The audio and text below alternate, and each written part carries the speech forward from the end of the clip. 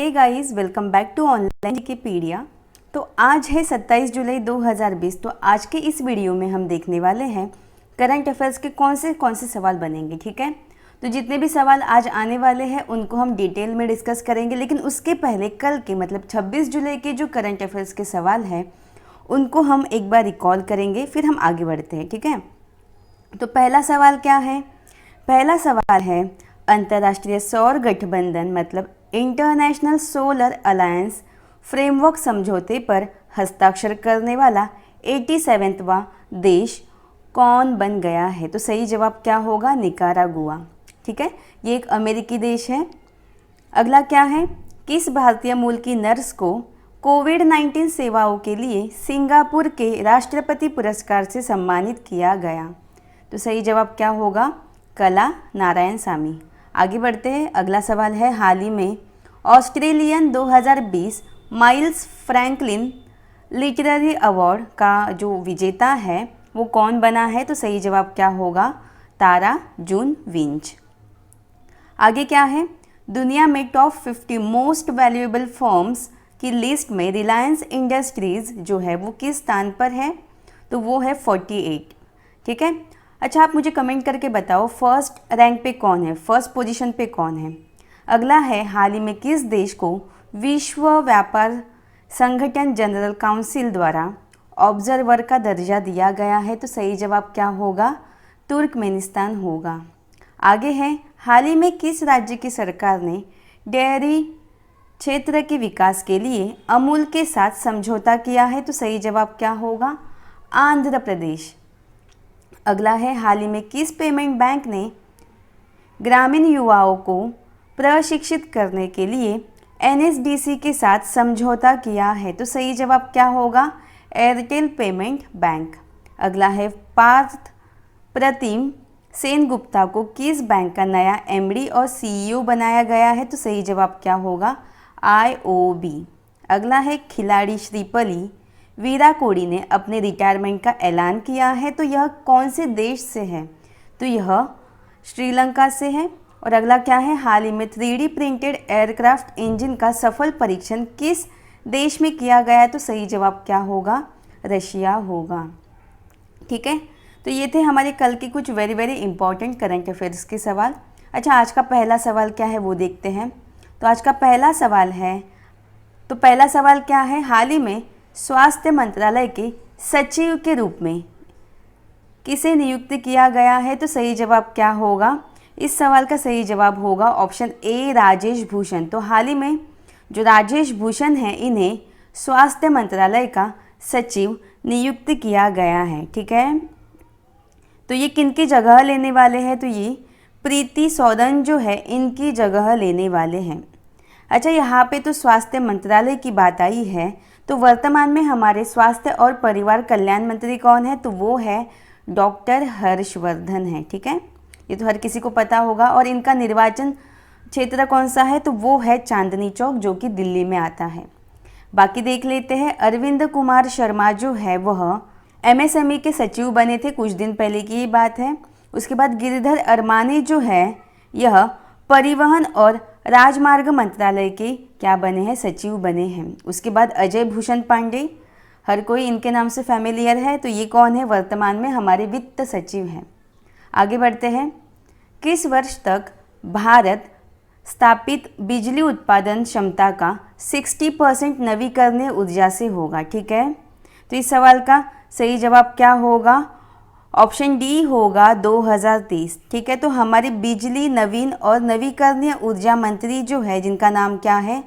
R K. Singh. तो इन्होंने कहा है कि 2030 तक भारत में स्थापित होने वाली जो बिजली है उसमें से 60% बिजली का उत्पादन जो है वो नवीकरणीय ऊर्जा के द्वारा होगा। ठीक है, अब यहाँ पे नवीकरणीय ऊर्जा आया है, तो नवीकरणीय ऊर्जा कौन सी होती है? जैसे हाइड्रो पावर होती है, उसके बाद सोलर एनर्जी बोलो, विंड एनर्जी बोलो, तो ऐसी एनर्जी जो कभी भी ख़त्म नहीं होगी। ठीक है, तो उन्हें क्या कहा जाता है? नवीकरणीय ऊर्जा कहा जाता है। ठीक है, तो भारत जो है, भारत में जो स्थापित होने वाली बिजली का उत्पादन क्षमता जो है उसका 60% जो बिजली है वो नवीकरणीय ऊर्जा से बनाई जाएगी। ठीक है, तो कल ही हमने ऐसे ही टाइप का एक सवाल देखा था।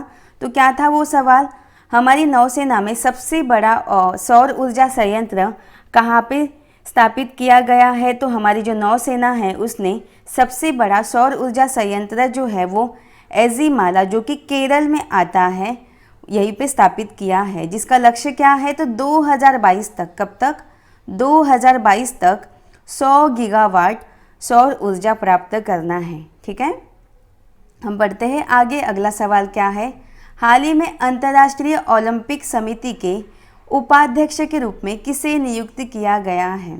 तो सही जवाब क्या होगा, इस सवाल का सही जवाब होगा ऑप्शन बी, अनीता डिफरेंटस। ठीक है, तो हाल ही में जो अनीता डिफरेंटस है, इन्हें अंतर्राष्ट्रीय ओलंपिक समिति मतलब IOC के नए उपाध्यक्ष के रूप में नियुक्त किया गया है। ठीक है, और इनका नाम और भी इम्पोर्टेंट क्यों है, क्योंकि 1997 में, कब, 1997 से लेके 2001 तक इंटरनेशनल ओलंपिक कमेटी की ये पहली महिला वाइस प्रेसिडेंट बनी थी। तो इसीलिए इनका नाम वेरी वेरी इम्पोर्टेंट है। ठीक है, बाकी के ऑप्शन देख लेते। जो अशोक लवासा है, यह ADB के कौन बने थे, उपाध्यक्ष बने थे, ये भी कुछ दिन पहले की बात है। उसके बाद P प्रवीण सिद्धार्थ, इनका नाम भी हमने हाल ही में ही सुना था। क्यों सुना था, क्योंकि ये राष्ट्रपति रामनाथ कोविंद के निजी सचिव बने हैं। और उसके बाद देवेंद्र कुमार सिंह जो है वो सिडबी के नए डायरेक्टर बने हैं। अब यहाँ पे IOC की बात आई है, तो IOC जो है इसका मुख्यालय कहाँ पे, इसका मुख्यालय है स्विट्ज़रलैंड के लुसाने में, और इसके वर्तमान में प्रेसिडेंट कौन है तो थॉमस बक है। अगला सवाल क्या है, अगला सवाल है, हाल ही में टाटा AIA लाइफ लिमिटेड ने किसे अपना MD एंड CEO नियुक्त किया है।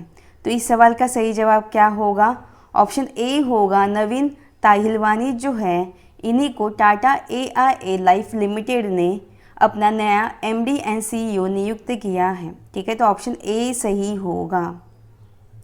बाकी के ऑप्शन भी देख लेते हैं। जो अरुण कुमार है, इनका नाम भी आपने सुना ही होगा, क्योंकि कुछ दिन पहले हमने देखा था। रेलवे अंतर्राष्ट्रीय संघ के ये कौन बने हैं, उपाध्यक्ष बने हैं।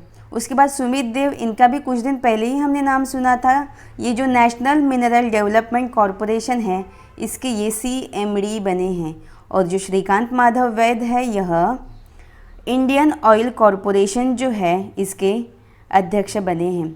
अच्छा, यहाँ पे जो टाटा AIA लाइफ लिमिटेड जो है, इसके नए MD एंड CEO नवीन ताहिलवानी जो है ये बने हैं। और ये किनकी जगह लेने वाले, ये भी चीज़ याद रखिएगा, ये ऋषि श्रीवास्तव जो है इनकी जगह लेने वाले हैं। ठीक है, अगला सवाल क्या है, अगला सवाल है, हाल ही में किसने MSMEs के लिए रिस्टार्ट इंडिया पोर्टल लॉन्च किया है। तो सही जवाब क्या होगा, सही जवाब होगा ऑप्शन सी, मुथूट फिनकॉर्प जो है इसने। ठीक है, तो हाल ही में मुथूट फिनकॉर्प जो है इसने MSME के लिए रिस्टार्ट इंडिया पोर्टल लॉन्च किया है।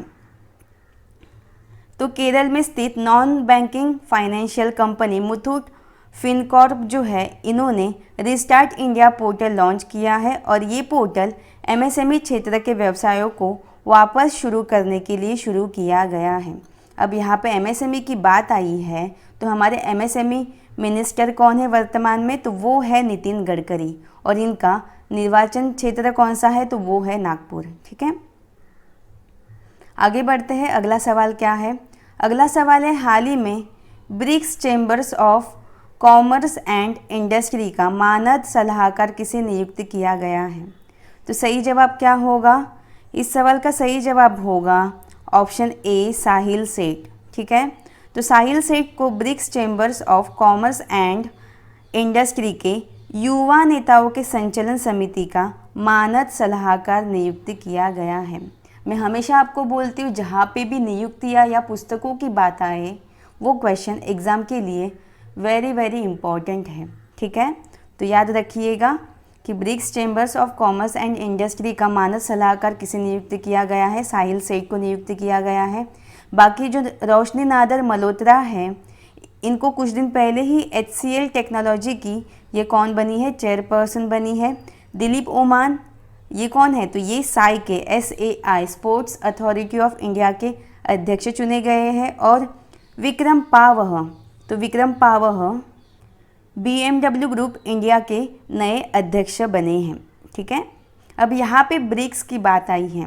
तो पहली बात तो ब्रिक्स का फुल फॉर्म होता क्या है, तो इसका फुल फॉर्म होता है Brazil, Russia, India, China and south Africa. तो यहाँ से एक क्वेश्चन बनता है, पहली तो हमें पता है इसकी स्थापना हुई है 2006 में, लेकिन एग्ज़ाम में यहाँ से क्वेश्चन नहीं बनता है। एग्ज़ाम में आपको क्या पूछा जाएगा कि जो साउथ अफ्रीका है वो ब्रिक में कब जुड़ा। तो साउथ अफ्रीका ने कब ज्वाइन किया, तो 2010 में। ठीक है, 2010 में ये ब्रिक्स के साथ आके जुड़ गया। पहले इसका नाम क्या था, ब्रिक था। साउथ अफ्रीका आने के बाद क्या बन गया, ब्रिक्स बन गया। ठीक है, आगे बढ़ते हैं। अगला सवाल क्या है, भारत किस देश से हैमर नामक गतिरोधी मिसाइलें खरीद रहा है। तो इस सवाल का सही जवाब क्या होगा, फ्रांस होगा। तो हाल ही में जो भारत है वह फ्रांस से हैमर नामक जो गतिरोधी मिसाइल है उसे खरीद रहा है। ठीक है, यहाँ पे हैमर का मतलब क्या होता है, highly agile modular munition extended range. ठीक है, तो इसका फुल फॉर्म भी याद रखिएगा। और ये जो हैमर मिसाइल है यह मध्यम दूरी की एयर टू ग्राउंड मिसाइल है। तो ये दोनों फैक्ट आपको याद रखना है। अब फ्रांस से भारत खरीदने वाला है, तो फ्रांस की राजधानी क्या है, पेरिस है। आगे बढ़ते हैं। अगला सवाल क्या है, अगला सवाल है हाल ही में कारगिल विजय दिवस जो है वो कब मनाया गया। तो इस सवाल का सही जवाब क्या होगा, ऑप्शन डी होगा 26 जुलाई। मतलब कल की बात है, कल 26 जुलाई था, तो तभी उसी दिन क्या मनाया जाता है, कारगिल विजय दिवस हर वर्ष मनाया जाता है। तो हर साल 26 जुलाई को देश भर में कारगिल विजय दिवस मनाया जाता है। इस दिन देश में 1999 में, कब, 1999 के कारगिल युद्ध के दौरान भारतीय सेना के शूरवीरों के साहस, पराक्रम और बलिदान को याद किया जाता है। ठीक है, तो याद रखिएगा कि कारगिल विजय दिवस जो है वो कब मनाया जाता है, तो 26 जुलाई को मनाया जाता है। आगे बढ़ते हैं। अगला सवाल क्या है, अगला सवाल है 2021 में खेलो इंडिया यूथ गेम्स की मेज़बानी कौन सा राज्य करेगा। तो सही जवाब क्या होगा, ऑप्शन सी होगा हरियाणा। तो हाल ही में 2021 में जो खेलो इंडिया यूथ गेम्स होने वाले हैं इसकी मेज़बानी जो है वो हरियाणा करेगा। ठीक है, हरियाणा 2021 टोक्यो ओलंपिक के बाद खेलो इंडिया यूथ गेम्स के चौथे संस्करण की मेज़बानी करेगा। और इसकी घोषणा मुख्यमंत्री मनोहर लाल खट्टर और केंद्रीय खेल मंत्री कौन है, किरण रिजिजू, इन्होंने वीडियो कॉन्फ्रेंसिंग के द्वारा की है। ठीक है, तो ये जो खेल है वो कहाँ पे, इनका आयोजन कहाँ पे किया जाएगा, तो हरियाणा के पंचकुला में किया जाएगा। अब यहाँ पे हरियाणा की बात आई है तो हम मैप में देखते हैं हरियाणा है कहाँ पे, यहाँ हरियाणा हर किसी को दिखाई दे रहा है, ये रहा हरियाणा। तो ये जो हरियाणा है इसकी सीमाएं कौन से राज्य से और केंद्र शासित प्रदेश से कनेक्टेड है वो हम देखते हैं। पहला तो है उत्तर प्रदेश, उसके बाद है उत्तराखंड, उसके बाद है हिमाचल प्रदेश, फिर है पंजाब और फिर है राजस्थान। और दिल्ली जो है इससे भी हरियाणा की जो सीमा है वो कनेक्टेड है। अब ये जो हरियाणा है इसकी कैपिटल क्या है, तो इसकी कैपिटल है चंडीगढ़। ठीक है, यहाँ के मुख्यमंत्री कौन है, तो यहाँ के मुख्यमंत्री है मनोहर लाल खट्टर और यहाँ के राज्यपाल कौन है, तो सत्यदेव नारायण आर्य है। Is that clear. अगला सवाल है हाल ही में किस देश के पूर्व राष्ट्रपति बेंजामिन उमकापा जो है इनका निधन हुआ है। तो इसका सही जवाब क्या होगा, ऑप्शन बी तंजानिया। तो हाल ही में तंजानिया के जो पूर्व राष्ट्रपति है जिनका नाम क्या है, बेंजामिन उमकापा, इनका हाल ही में क्या हुआ है, निधन हुआ है।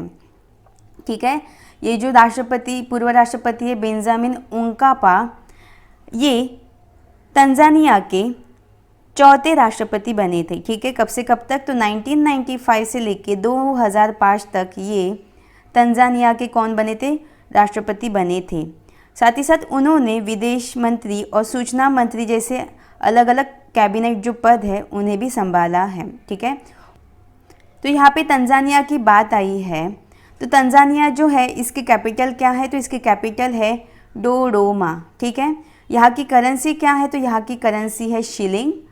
उसके बाद यहाँ के राष्ट्रपति कौन है, तो वर्तमान में यहाँ के राष्ट्रपति है जॉन मैगुफुली, ठीक है। तो ये थे हमारे आज के कुछ वेरी इंपॉर्टेंट करंट अफेयर्स के सवाल। अच्छा, कल के वीडियो में मैंने आपसे कुछ सवाल पूछे थे, उनके जवाब क्या है। तो पहला सवाल है, हाल ही में किसे medal of the order of Australia से सम्मानित किया जाएगा, तो सही जवाब क्या होगा, ऑप्शन बी शोभा शेखर। अगला सवाल क्या है, किस राज्य ने जगन्नाथ चेदोडू योजना जो है इसे शुरू किया है, तो सही जवाब क्या होगा, आंध्र प्रदेश, ठीक है। अच्छा, आपके आज के सवाल क्या है, तो टुडेज क्वेश्चन फॉर यू का आज का पहला सवाल है, IIFL फाइनेंस के नए ब्रांड एम्बेसडर कौन बने हैं। और अगला सवाल क्या है, एग्जिम बैंक के नए उप प्रबंध निदेशक कौन बने हैं। तो इन दोनों सवालों के जवाब आपको कमेंट करके बताने हैं। तो ये था हमारा आज का सेशन। अगर आपको आज का सेशन पसंद आया हो तो प्लीज़ इसे लाइक एंड शेयर कीजिएगा, साथ ही साथ सब्सक्राइब करके बेल बटन प्रेस कीजिएगा। धन्यवाद।